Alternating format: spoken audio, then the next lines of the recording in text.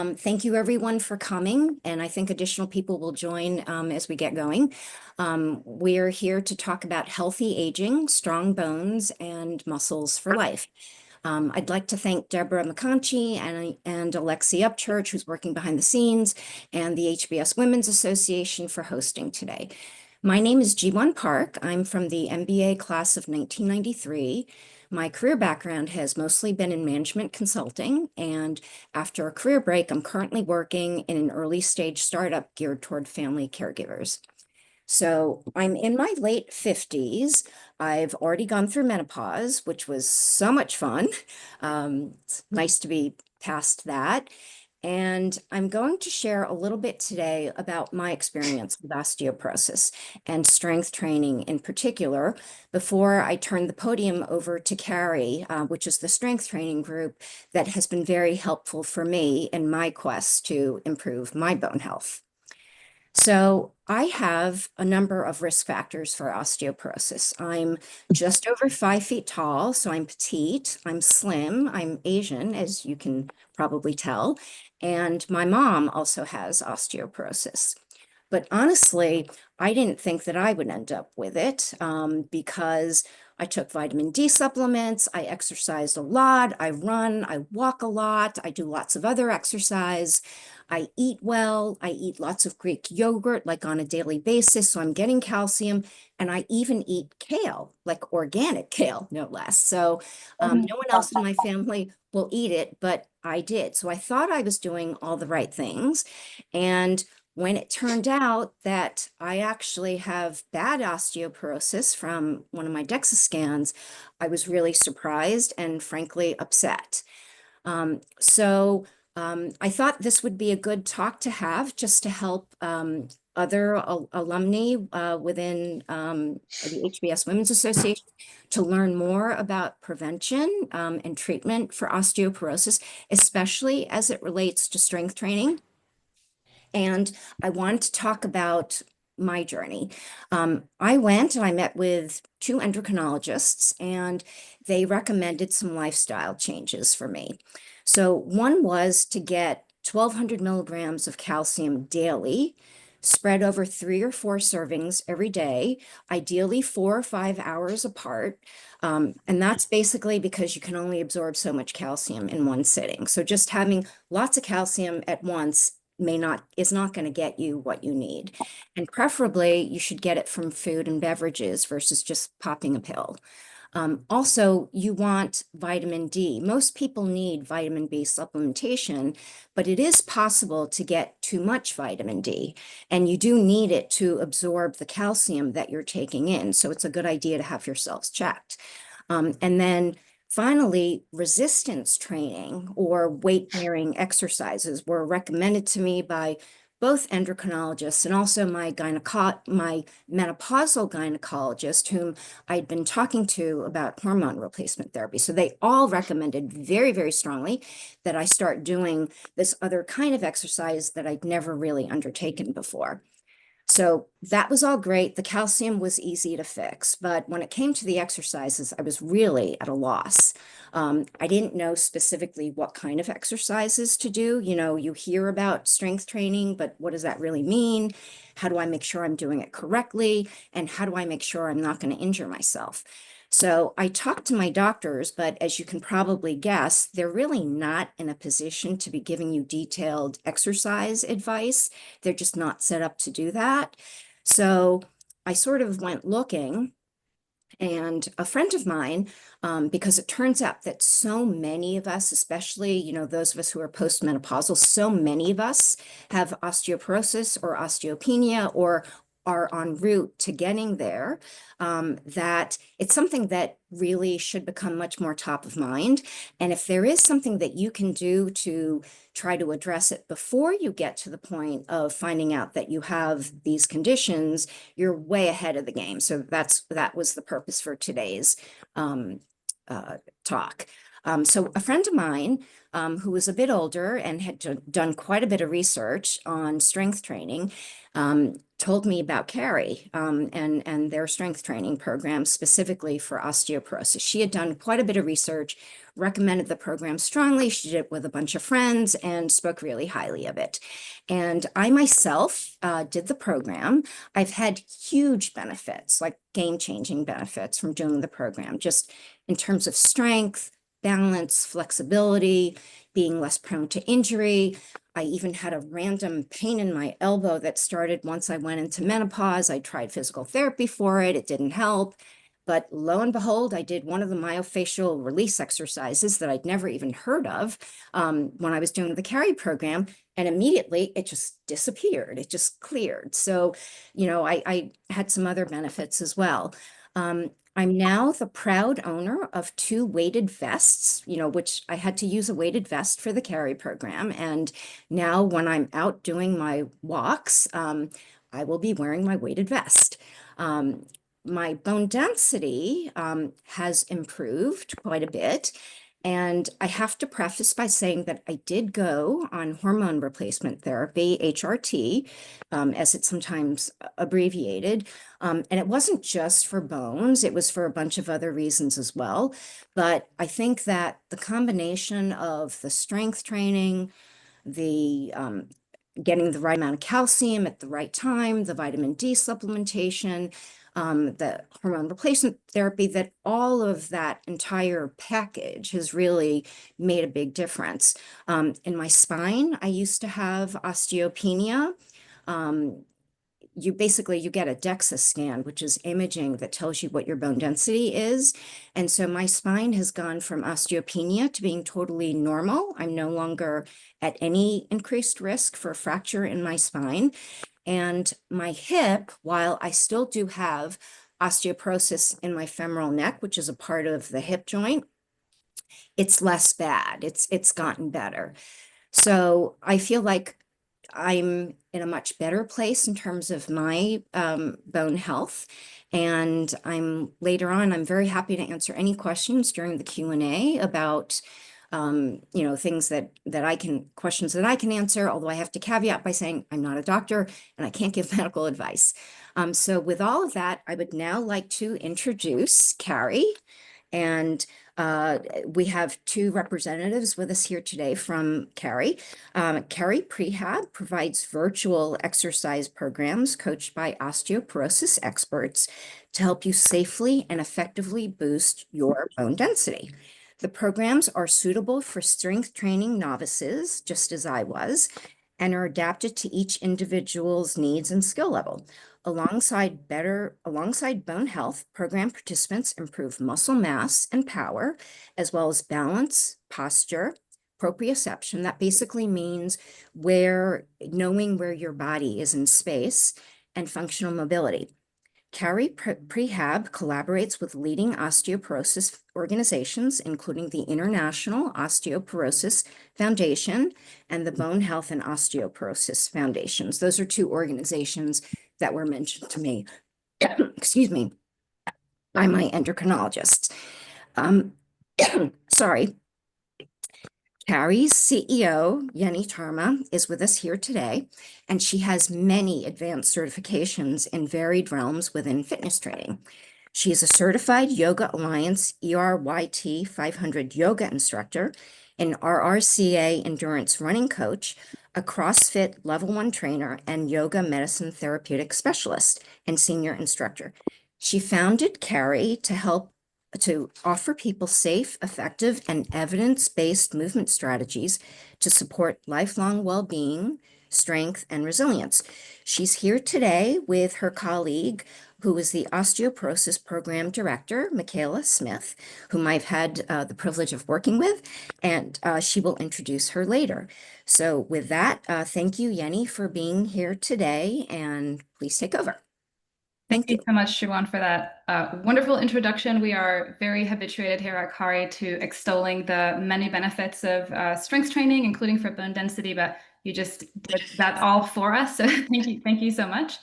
And thanks for sharing your story as well. I'll just add for a little bit of context that the narrative that Jiwon shared is one that we hear very commonly in our clientele, this feeling of disappointment and upset and shock at receiving the diagnosis, the difficulty with finding reliable evidence-based exercise guidance because, like she mentioned, doctors are not exercise specialists and it's really not within their scope of practice to give advice beyond the do some weight-bearing exercise. And Michaela is going to talk a lot more about what that actually means in practice. And that kind of leads me to my next point, which is that if you are a midlife woman and you've looked up menopause things online, then you can probably see that there's a lot of conflicting and contradictory information out there. It's pretty confusing. And luckily for us, exercise for bone density is an incredibly well-researched topic. We have literally tens of thousands of studies on the subject, and subsequently, we know exactly what needs to be done in order to exercise to improve bone density. This message is very much lost if you look on the internet, though, because there are countless subscription services, bone health workouts, yoga for osteoporosis. And the reality is that most of these services are inefficient at their core because they simply do not line up with what the research tells us is needed in order to actually improve bone density. So that is where we come in, and everything being research-backed is at the very core of what we do at Kaari. The other thing that we're incredibly proud of is our amazing team of coaches who have such depth and breadth of expertise. And they are headed up by Michaela Smith, who, like Jiwon said, is our program co-creator and program director. She's a NASM certified personal trainer, a yoga medicine therapeutic specialist, a nutritional therapy practitioner with a specialty in women's health. So she is the perfect person to give you an evidence-based overview of what it is that actually needs to be done in order to safely and effectively improve bone mineral density with exercise. Take it over, Michaela. Hi, everybody. Thanks so much for being here today. So I'm going to share a presentation with you, and then I'll also follow that up with a little demonstration to give you some movements to kind of piece it together, and then we'll have a Q&A after that. So if you have any questions, we're really excited to answer them at the end. And just give me one moment as I share my screen here.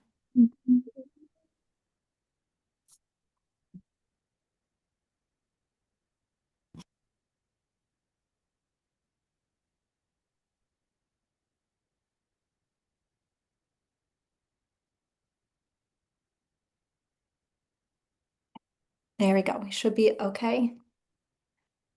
Everyone can see. Awesome. So let's just start at the top here with what is osteoporosis. So it's a medical condition that causes the bones to become weak and prone to breaking. And this occurs when the body either loses too much bone, is making too little bone, or both of those things are happening together. And the end result is that the bones are becoming porous and then therefore less dense. We see this most commonly in the low back, the hips, and the long bones of the legs, and then also the wrists. So that's a really important one as well.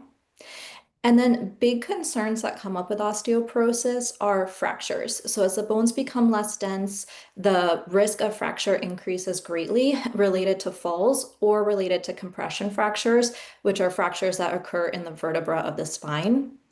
And then another big thing that we see is that there's this increase of anxiety, isolation, and I'm really happy to hear the advice that Jiwon got from her doctors, but sometimes we hear people come to us and their doctors have told them to essentially stop moving for the fear of fracture risk.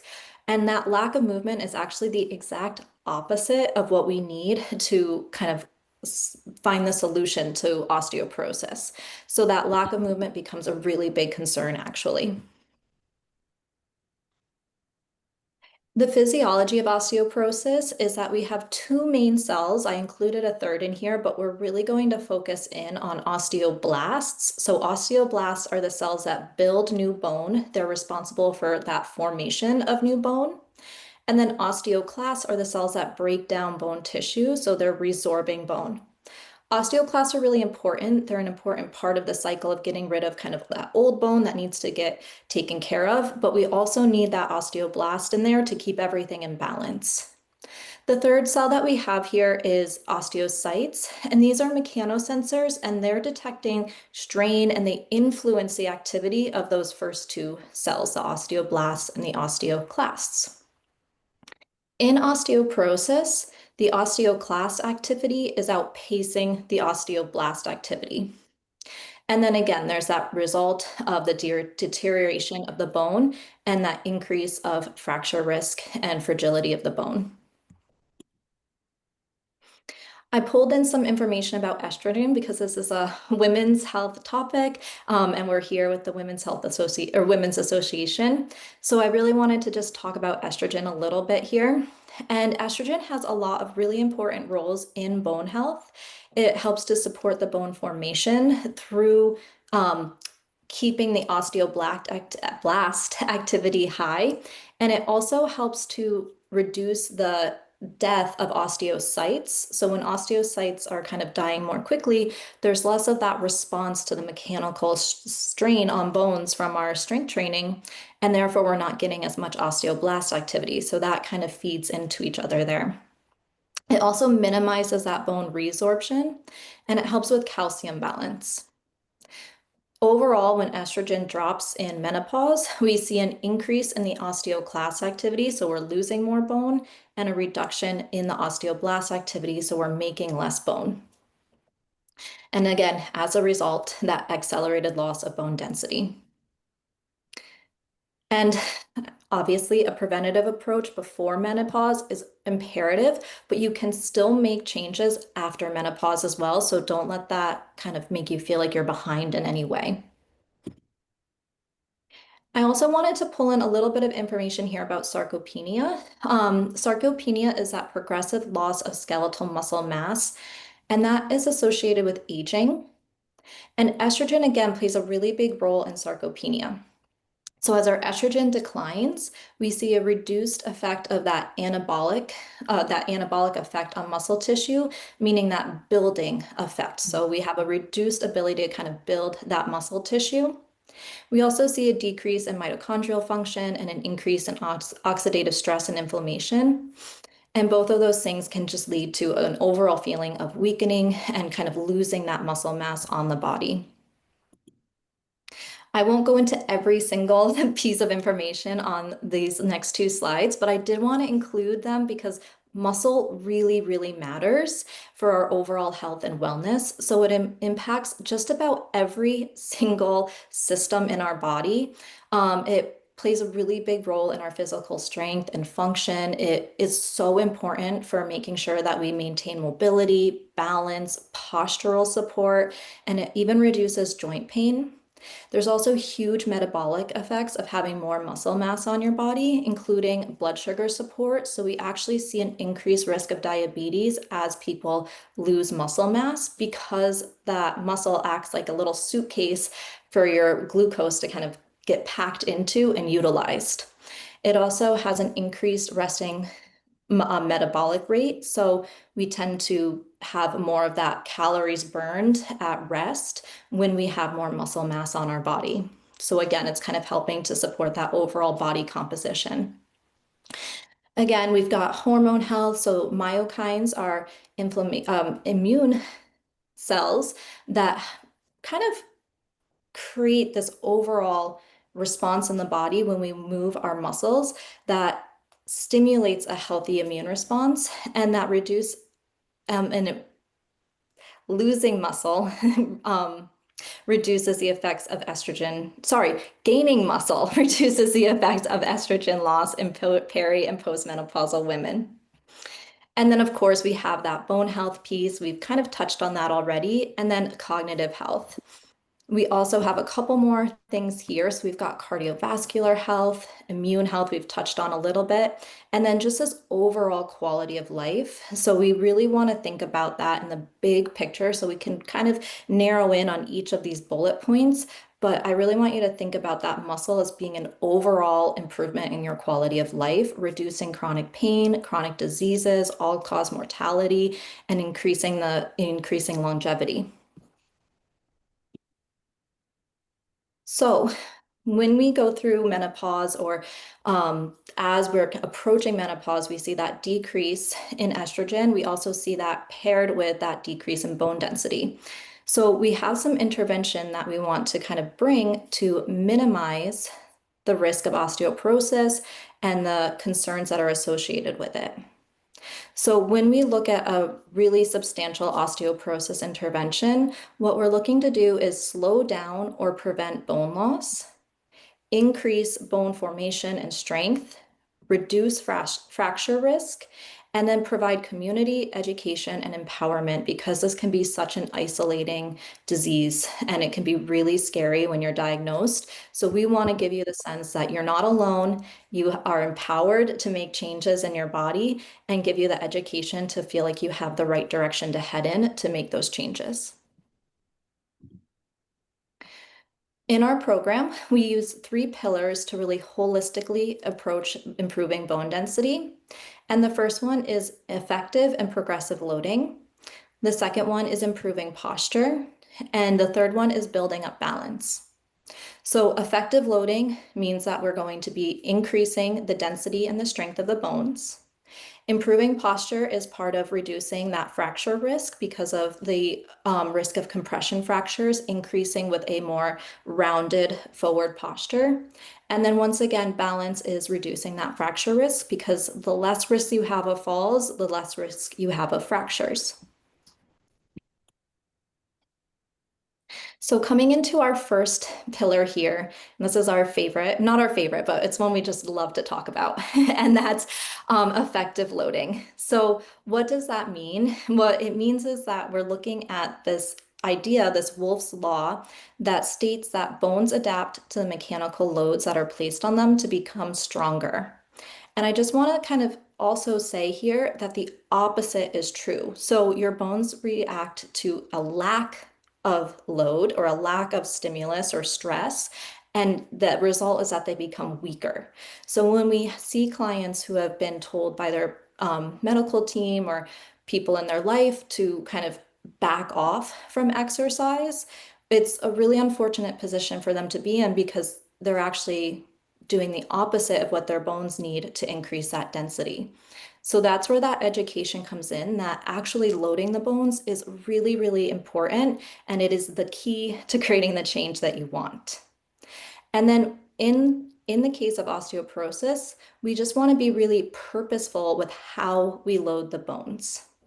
So bones respond very well to a compressive force, meaning that the bones are kind of getting pushed together, which can be a little bit confusing because we hear compression fractures and then you hear we want to compress the bones.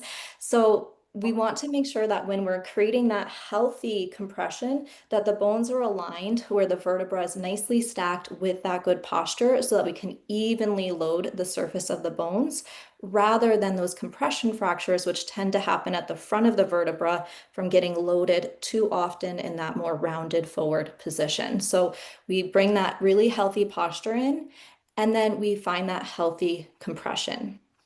And we find that healthy compression through axially loading the bones, which is loading the bones through the axis of the body, which is your spine. You can also think of this as a top-down loading. So I have my little first girl image where she's got her weights overhead there. The weight of those dumbbells are going through her arms, creating that compressive force through her shoulders, her spine, and traveling all the way down into the hips. And in an exercise like overhead press, we even get to target the wrists with that axial load, which makes it a highly effective exercise for osteoporosis. We see other examples of axial load with movements like deadlift, squat, even farmer's carry, which again might feel a little bit counterintuitive because the weight is down by your side, but you can imagine those weights creating, again, this kind of compressive force. And if you've ever done a farmer carry, you've felt that feeling of the weights kind of pulling you down, and that same load goes all the way through the spines and the hips again. Impact exercises are also highly effective for osteoporosis, and it's almost like the opposite. So now we have this ground force reaction going from the ground up through the leg bones, but it's still moving in that vertical pattern to create, again, that healthy loading into the hips and the spine. We have found that impact exercises seem to be particularly important for the hips because of the shape and the location of the hips are a little bit harder to get into than the spine. And then the last part of an effective strength training protocol for osteoporosis is to make sure that you include progressive overload. Progressive overload is simply making sure that the stimulus continues to challenge the body so that we can, again, use that Wolff's Law. As we adapt to a certain load, we need to progress it. This is done intentionally, slowly, and smartly so that you're never doing too much and risking injury or, again, fracture. We're very selective about the exercises we use. We, again, pick exercises that create that really healthy, intentional loading, and we're avoiding any contraindicated movements, which mostly involve spinal flexion for osteoporosis or twists in a position of spinal flexion or very fast movements. So we're avoiding anything contraindicated, and then we're being highly selective about picking the exercises that are going to have the most bang for your buck in terms of getting that bone density where we want it and making sure that it's the right kind of loading to hit the target tissues. And then we have our pillar 2, which is improving posture. So again, it's reducing the risk of compression fractures related to that rounded forward posture coming through the upper back. We want to make sure that we find that healthy posture so that we can find, again, that even loading of the vertebra during training and reduce any risk. And then better posture tends to just make people feel better. It's going to open up more space across your chest. Oftentimes, as people improve their posture, they find reduced pain in their neck, shoulders, upper back. And we do this through both yoga and strength training. So that's why we like to have this kind of blended practice of both yoga and strength training together. Yoga helps us to bring more mobility into the upper body, the spine, the rib cage. It also helps us to find better breathing habits. And you might not think of breathing as being an important piece of your posture, but the more that we can move the rib cage and create that healthy movement throughout the whole upper body, the better that posture is going to feel. And then yoga is also really helpful for reducing stress, which has a lot of bone health benefits, but it also helps your posture. So you know that feeling when you're really stressed out and everything just starts to feel heavy. When we can reduce our stress, we tend to kind of stand up a little bit taller, feel a little bit lighter. And then we pair that with strength training, and that strength training is going to help to improve muscle endurance. So not only do we get to open the muscles across the front of the chest through our yoga and some of our strength training movements, but we're building endurance in the muscles of the back of the body so that they can sustain a more upright posture and have that overall better tone to help you kind of hold that posture more easily throughout the day. And then lastly, we have our balance pillar.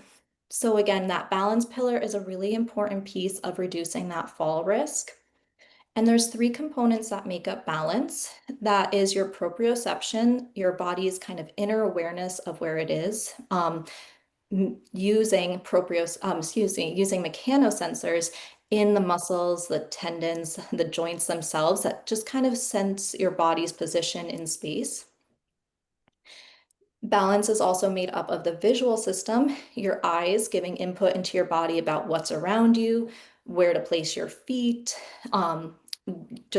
giving you that general sense of your surroundings. And then your vestibular system, which helps you to feel, again, that orientation of your body in space. It helps to sense speed and position. So are you sideways? Are you upright? And these 3 systems together all just give different ways of telling your body, again, where are you? What's going on? And how can you organize yourself to move through any obstacles that might be in front of you? We really like to use an idea called dynamic balance and pull in games and exercises that use coordination because that most mimics our daily life. So typically speaking, we're not going to fall over when we're just kind of standing still like you would in maybe like yoga pose, like the tree pose in the first picture on the slide here. When you might fall over is when you're talking to your friend and you're walking on the sidewalk and there's a little lip in the sidewalk there, and that's when it becomes more risky. And so when we can play games, when we can do exercises that ask your body to really organize themselves in a dynamic way, that's when you build up that strength that translates really well into your daily life, to improve that balance.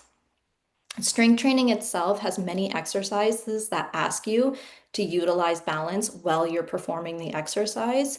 And then yoga also, again, is a great way to practice balance because we get to strengthen the muscles of the feet, the ankles. We're moving through different planes of motion. We're building that overall body awareness. So yoga is really, really helpful for building that proprioception in particular. So we use all of those different kind of tools to build up a really dynamic sense of balance and strength in bringing yourself throughout your day safely. And next we have our optional practice. Most of these tools are not necessary. So if you do want to join along with me, you can grab what you have here, but don't feel like you can't join if you don't have them. The only one that might be a little bit awkward to do without a tool here is the long resistance band, but you can either watch for that one or you can even mimic it without the band just to get a sense of the movement. So I'm just going to leave this up here for a moment so you can maybe gather what you need to, and then I'm going to bring it to the next slide while I just get myself set up here. I'll just give you one more moment before I change the slide. And while Michaela's doing that, everyone should feel free to post questions into the chat, and we'll get to the Q&A after we do the demo.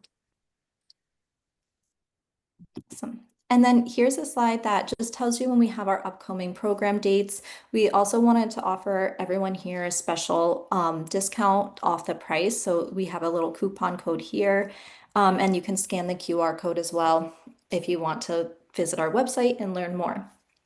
I'm going to pause my video just for a second while I pop some headphones in so I can talk to you while I do the demo.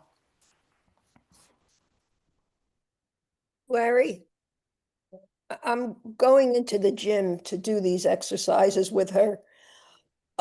When you come up, could you bring my cell phone? I have to scan something.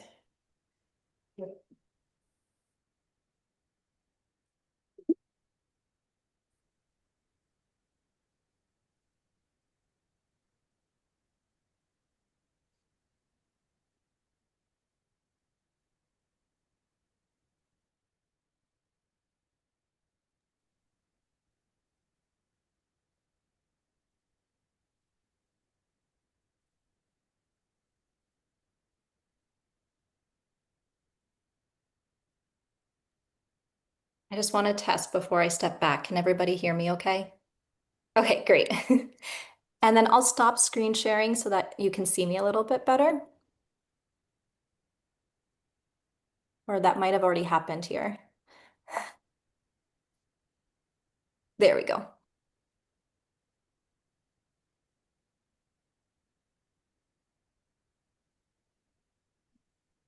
Okay.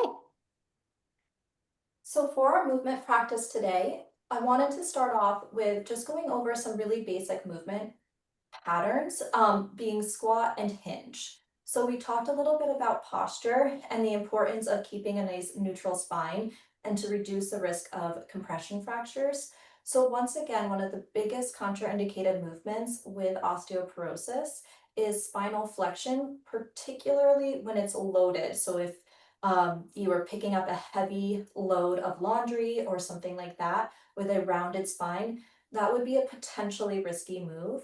So instead, we want to make sure that you have some tools in your toolbox to be able to lift and do things around your daily life with a nice neutral spine and to prevent any risk, again, of that compression fracture.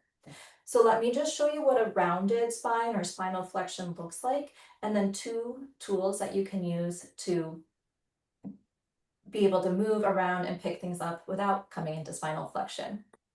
So spinal flexion is simply that rounding forward with a rounded back. So you can see I'm kind of coming into that curvature here. And if I was to pick something up and heavy and pull it up, I'd be placing quite a bit of load through the front of my spine, which is at the greatest risk of fracture.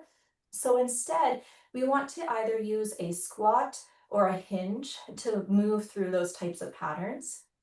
So a squat is a movement where you keep your chest nice and lifted, and you're going to send your hips back and down as if you were sitting in a chair here.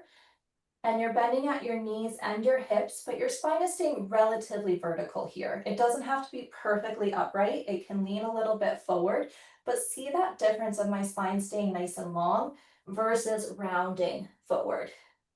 And then you just push through those feet and come back up. So this is a basic movement pattern that we use, and then eventually we will load in our program. So if you want to take about 5 to 10 of those squats with me, and if you even have a chair behind you and you feel safer sitting back and just kind of tapping your butt on a chair and coming back up, you can do that as well. But it's that movement of the hips coming back, you're bending at your knees, and then pushing through your feet to come back up. So that's your squat pattern. If you were going to use that to pick up something heavy, you would squat down, keep your chest lifted, grab that heavy item, keep your spine nice and long, chest lifted, and come to stand up. And you can see how that's really different than doing that movement with the rounded spine like I showed you before. The next movement here is a hinge. So this is another really great way to be able to move around and pick up heavy items in your day. I have a dowel. You do not need a dowel. This is just a great way to kind of get a sense of the movement. You could also hold like a yoga strap or even your resistance band behind your back here as well. But you're going to take your dowel, your broomstick, whatever you might have, and just place it on your back here so that it's touching about at the back of your hips, your upper back, and your head. And then a hinge here, we keep a soft bend in the knees, and we're thinking more about sending those hips back and letting the chest fold down towards the floor, and then pushing through the feet and coming back up. So once again, we have that forward fold happening, but we're not rounding the spine, so we're keeping that nice long spine. The dowel helps us to just really feel that sense of length through the spine, so it can be a really helpful tool if you're just learning this movement pattern. But you can also do that without the dowel. So without the dowel, you just send those hips back, nice long spine, chest forward, and then push through the feet, come back up. As you're hinging forward, you'll feel a nice bit of length through the back of your legs. And then as you're coming back up, hopefully you'll feel a nice contraction through the back of the legs. So you're starting to strengthen the back of the body here as well. Now, these two basic movement patterns become the basis of some of the exercises that we use the most in our program and that are actually the most highly researched for their improvements in bone density. So I'm just going to show you what that would look like to add some load to these movements. So if you have a dumbbell, you can pick it up using the tools I just showed you. And then if you're doing a squat here, you're going to hold that what we call goblet style, wrapping your hands around the top of the dumbbell and letting it rest to your chest. And then you're going to find that hip width distance or slightly wider position of your feet.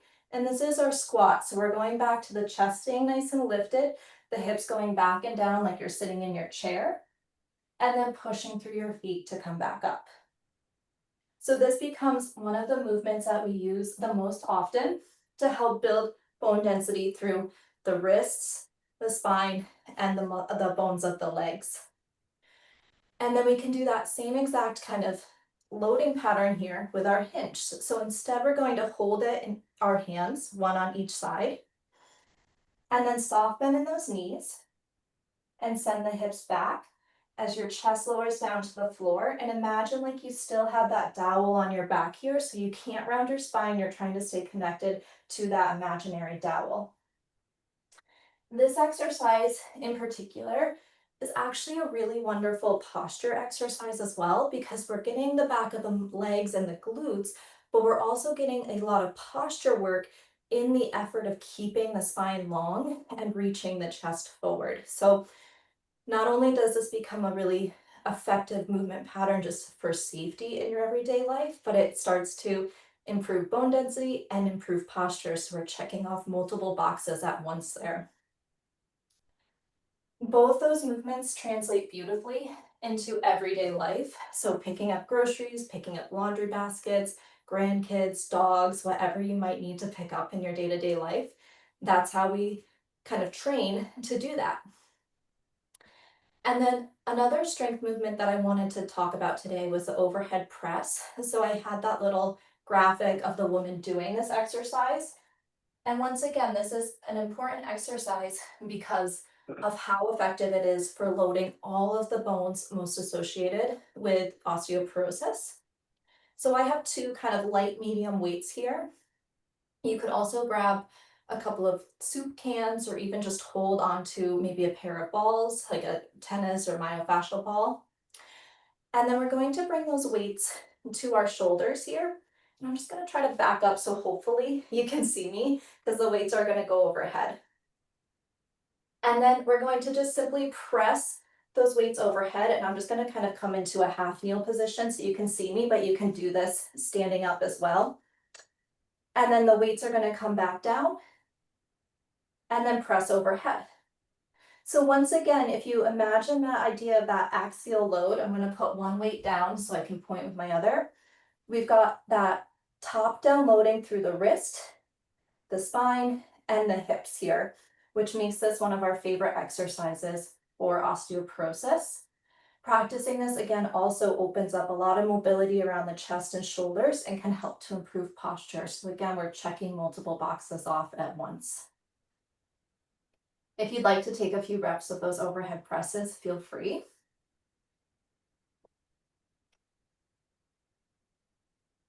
And then looking at balance here. So this is one of our most, I'm going to say beloved, but I'm using that sarcastically, beloved exercises. It's called the March with Rotation. And I picked this one for today's demo because it's, again, getting every piece of that balance system in play. As we stand on one leg, we move our head and we move our eyes. So we're hitting the proprioception, the visual system, and the inner ear. For this, you can use a pillow, you can use a yoga block or a foam roller, but we're just going to grab onto something you can hold out in front of you here.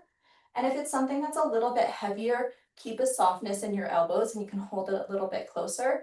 If it's something pretty light, you can straighten your elbows and reach forward.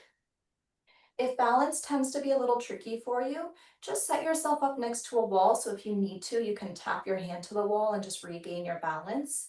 I'll also start with the kind of like easier variation and then show you the more challenging option.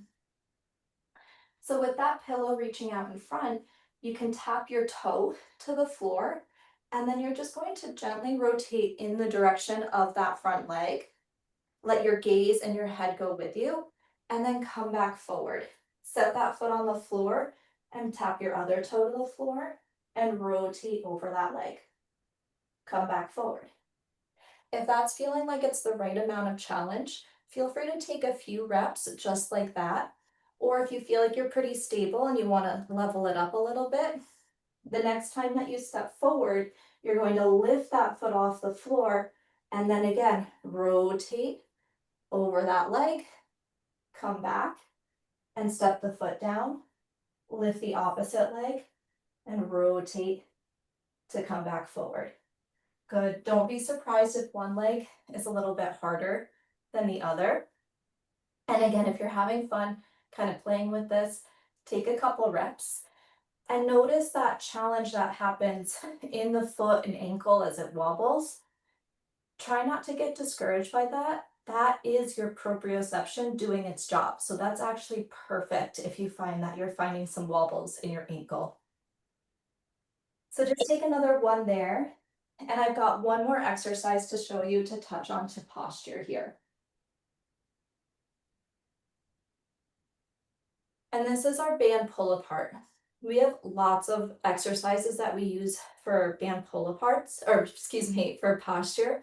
But I love band pull aparts because they really demonstrate that sense of opening up the chest and strengthening the back. So we have that nice balance of strength and openness in the tissues so well.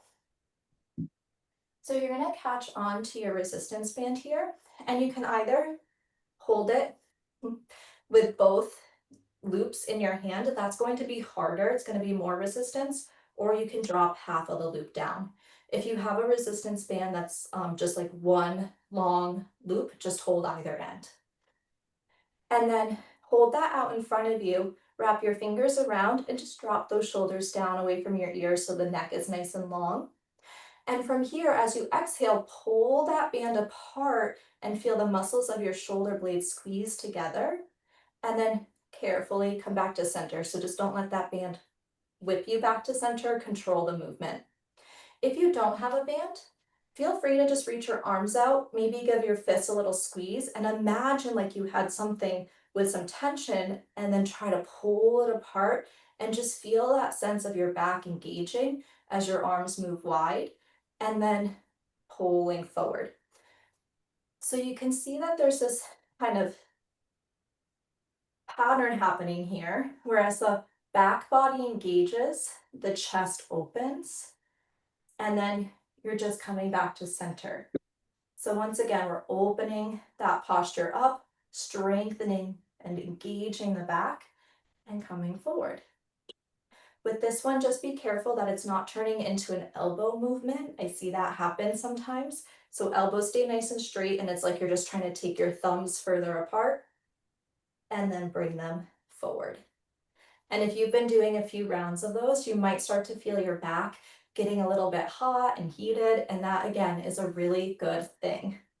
So if you're taking those band pull aparts, just give yourself one or two more to kind of really feel that effect. And when you're done, give your shoulders a nice roll and take a nice big breath there.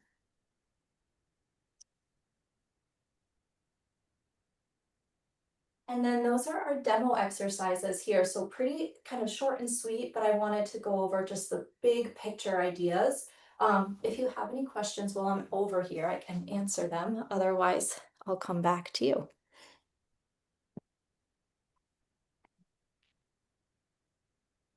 So does anyone have any questions about the exercises that Michaela demonstrated before we go to the other questions in the chat?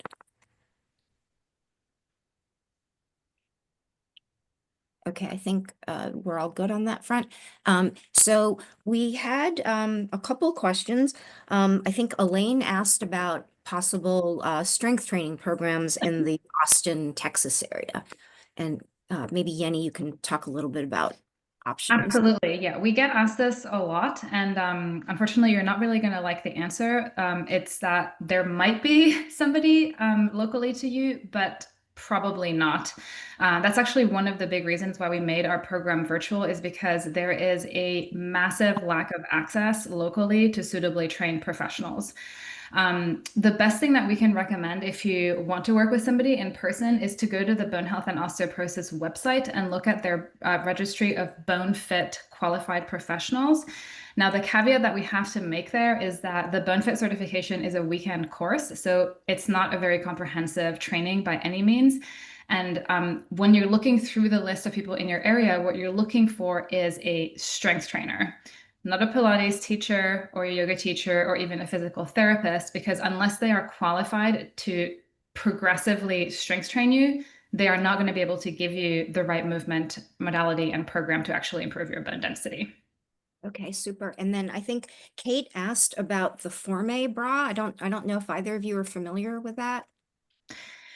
Yeah, Michaela, go ahead. Yeah, I'm not an expert on this bra by any means. But we did, so I run a in-person program here in upstate New York. And we did have a person in our in-person program who wore that bra, and I did notice a difference in her posture the day she wore it. I was not aware she was wearing it, and I made a comment like, your posture is looking so much better, and she said that she was wearing it. What I don't know is what if it helps you to sustain good posture or if it's only while you're wearing the bra. I'm unclear. I've tried to look at their website and it's like there's not really a clear answer on that. So I would say I think it could be a really helpful thing to wear while you're strength training. So again, that you're in the correct alignment, but training the muscles to hold you in that posture when you're not wearing the bra is still a really important piece of the puzzle.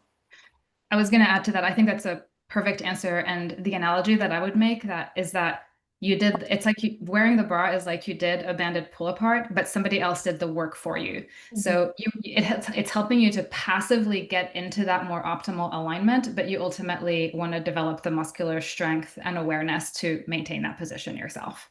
That makes sense. And then Elaine is asking about having knee problems or other, joint issues. Can you deal with these issues safely when you're trying to increase weights?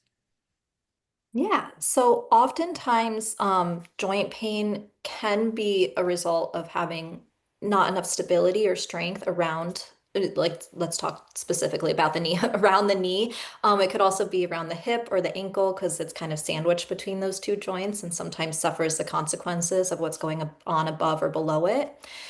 So when you go into a well-designed, progressively loaded strength training program, you start where you are. You don't have to start with really heavy weights. You might even start with mostly body weight and then work your way up to building that strength, building that stability. And most of the time, like 99% of the time, we see improvements in those types of aches and pains.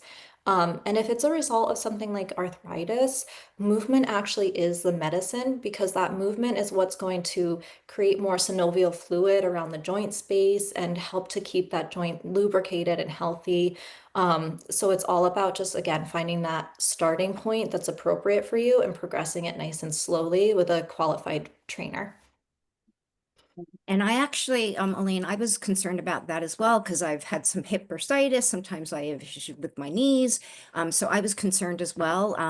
And what I found when I was doing the program was that if I had certain issues, I would be told to slow down a little bit. I'd explain exactly what I was feeling. I'd slow down a little bit, let it settle down, and then resume again, and then get stronger. So it's a great question, and I think probably many people at sort of certainly my age have various issues, unfortunately.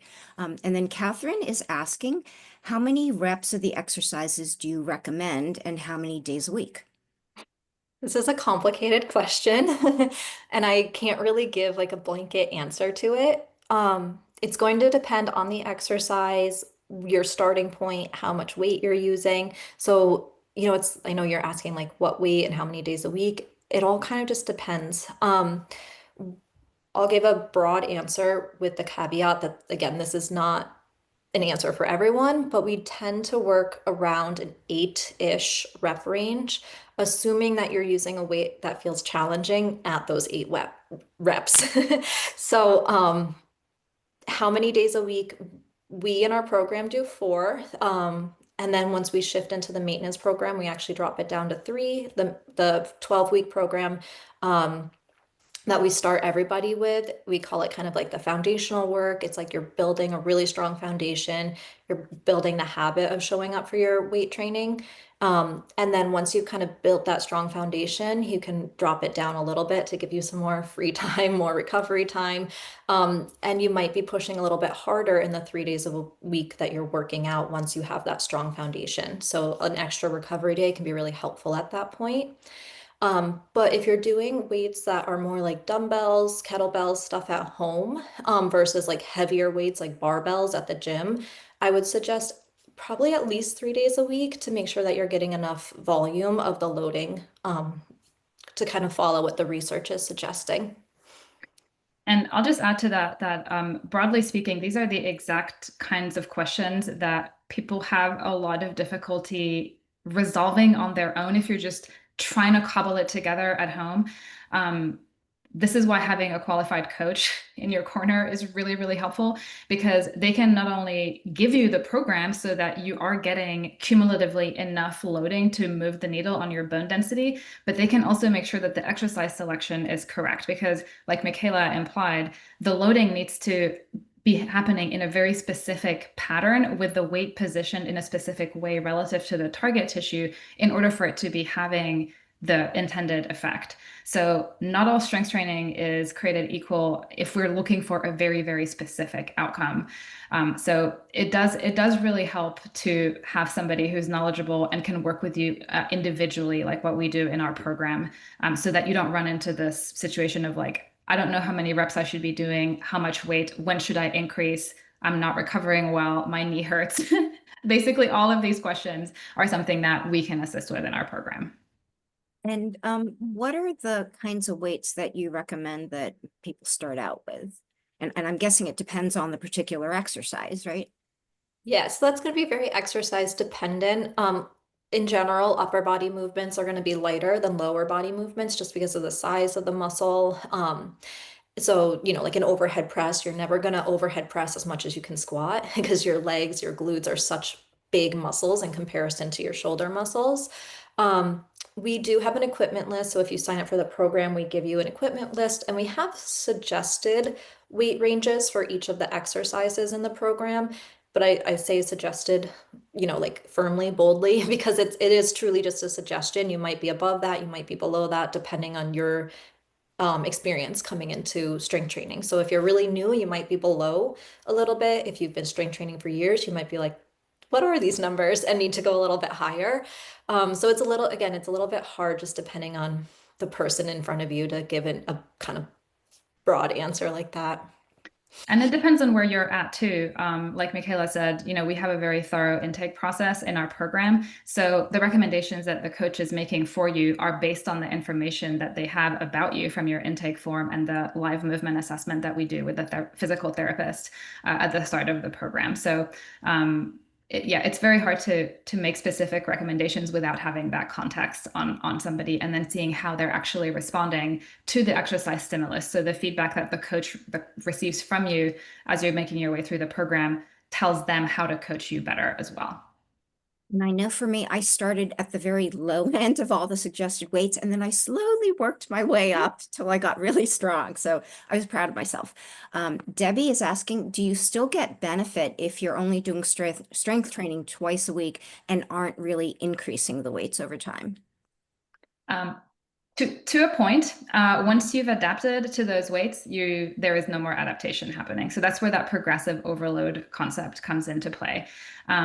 If it's not challenging your tissues in a way that feels novel or different from how they were challenged before, there is no incentive for your body to expend resources to lay down more bone tissue to make them more dense.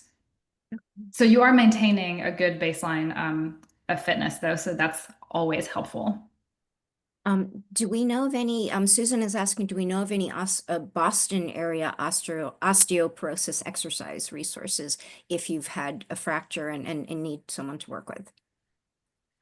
So I would say if you're recovering from a fracture, before you go into a strength training program, you would want that fracture to be fully healed and to have clearance from your medical provider that you were safe to start externally loading. Otherwise, I would look for an osteoporosis specialized physical therapy to help you build core strength, spinal stability, learn the hip hinge movement that Michaela was demonstrating, all these movement mechanics and basic kind of muscular engagements that are going to keep your spine safer while you're recovering from the fracture. Michaela, you've probably got something to add here. You covered it really well. I was just trying to think, I'm like, I don't know anybody in Boston. But yeah, again, just make sure you're cleared for exercise again, work with a PT or someone who can help you recover from that fracture. And then when you are recovered, strength training is really important because the same principles apply to improving the bone density so that it doesn't happen again. Okay, and I know we're almost out of time, but just two quick last questions. Linda is asking about the power plate for bone health, and also, when do you know when it's time to progress and up your weights? I'll answer the power plate question and then hand it over to Michaela about the progression. So that's a tool that doesn't really have any solid research behind it as far as its efficacy. And we talked about how the loading needs to be specifically located and be significant enough relative to the target tissue in order to generate the outcome that we're looking for. And the power plate is basically creating a relatively low level vibration. So it's already limited in its efficacy because of the stimulus being so small. But the other thing that's happening is that the vibration is actually being dispersed through your body as it makes its way through the tissues and up into the target tissues, which is the hips and the spine. So the signal has basically diminished to almost nothing by the time that it actually reaches the target tissues. So If it's something that you enjoy, we never tell people not to do the things that they enjoy, but it's useful to know what to expect in terms of outcomes and efficacy. Okay. Yeah. And then in terms of lifting heavy, something I like to use for that is what we call rate of perceived exertion. So that is kind of what it sounds like. How hard do you feel like you are pushing? And then using that to help you kind of gauge how heavy the weights need to be. So like I said, if you're newer to strength training, heavy is probably not going to look that heavy, but it's going to feel heavy. And that's what's important. It's about what your body is perceiving that to be, because that's what's giving the stimulus to the bones to lay down new tissue. So what I like to use is that rate of perceived exertion. And for the exercises that you're really trying to use to target the bone health, so those axially loaded um, bone, so sorry, axial loaded movements, you would want that rate of perceived to be, oh my goodness, I'm so sorry, perceived exertion to be upwards of about an 8 out of 10. So it's heavy enough that you feel like you're really doing something hard, but it's not so heavy, so challenging that you can't maintain good form. And you would want to maybe have like one or two what we call like reps left in the tank. So you would want to be able to do like one or two more reps with good form at the end of your set. So if your set was 8 reps, you'd want to feel like that was really hard. I might have been able to do 2 more, but that would have been it without breaking down in form. So that's a pretty good way to kind of gauge like, am I lifting heavy enough? And don't get fixated on what you see online of people lifting hundreds of pounds if that's nothing, if that's like you've never done that before. So focus on what you've done, where you're starting, and just use your rate of perceived exertion and then kind of adjust from there. Okay. And then finally, if you're traveling, what can you do? Because it's hard to bring hand weights traveling. Yeah, absolutely. So resistance band is a great alternative because it doesn't weigh very much or take up a lot of space. Michaela can talk more about this, but the general thing that we advocate for is just consistency over long periods of time. So it doesn't have to be like 100% effort and perfect adherence all the time. But if you're able to keep it going in a general sense, then that's like something is 100% better than nothing. Okay. Yeah, so exactly what Jenni said. And then just some tips if you're really trying to like hone in on bone health specifically in your exercises while you're traveling is you could opt for more challenging variations of movement. So doing something like a closer to like a single leg squat or a split squat where you're challenging yourself more because you have more of that body weight on just one of your legs. You can also add more of the impact, assuming that you've progressed up to being able to handle the impact well. So adding in that impact is a good way to get that stimulus without the weights. So if you're traveling, you can use bands, you can do some more impact exercises, and you can challenge more like single leg unilateral type of work to just up the challenge without having to have that external load. And if you're extra motivated, go to a gym and do Yeah. it. Or even with